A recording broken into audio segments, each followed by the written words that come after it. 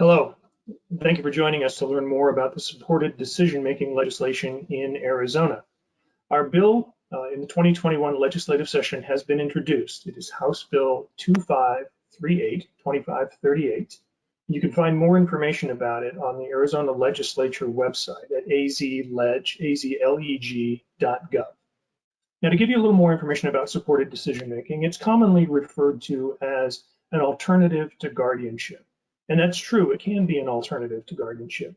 But more importantly for our legislation, it is a means by which we are providing some structure and some legal recognition and some legal protections around the notion of individuals with disabilities being their own decision makers, having a team of supporters around them to help them make important decisions in their lives, and having protections guaranteed by law, so that both the individual with the disability and the supporters understand what's expected of them, understand what's allowed by them, and understand what recourse is available to them if the supported decision-making agreement between the two parties is abrogated or it doesn't work out for the individuals involved.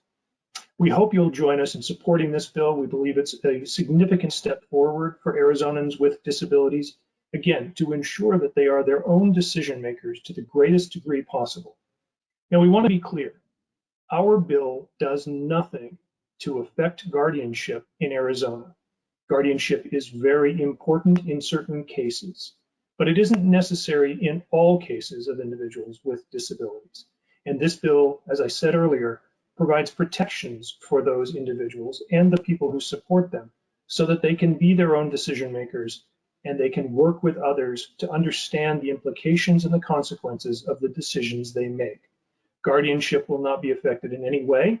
Where it's appropriate, it can still be applied to individuals with disabilities or individuals who have other needs that would make it a necessity. So this bill does nothing to touch that. It will not in any way affect existing guardianships. It will not change the way individuals who are under guardianship can go about seeking a repeal of guardianship. Those laws already exist, and the supported decision-making law will not do anything to touch that. So, how can you support our supported decision-making legislation? Well, it's pretty simple. You can do so by voicing your opinion on the Arizona legislature's website through its Request to Speak system. And I'm going to show you how you can go about doing that right now.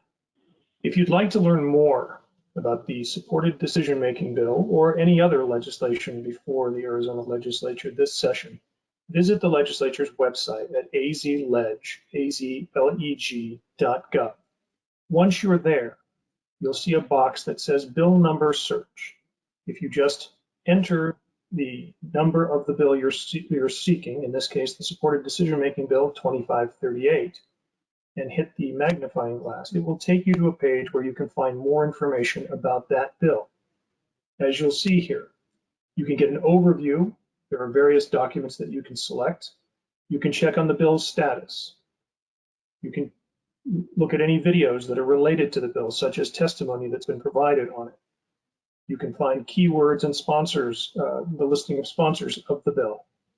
You can also find the current positions taken by members of the community, lobbyists, others who have spoken their mind on that bill at this particular time. And then you'll find copies of the bill itself. An introduced version. As time goes on, you'll see any amendments that are introduced. You'll see the final version that passes the committee of reference, or any other documents that are related to it.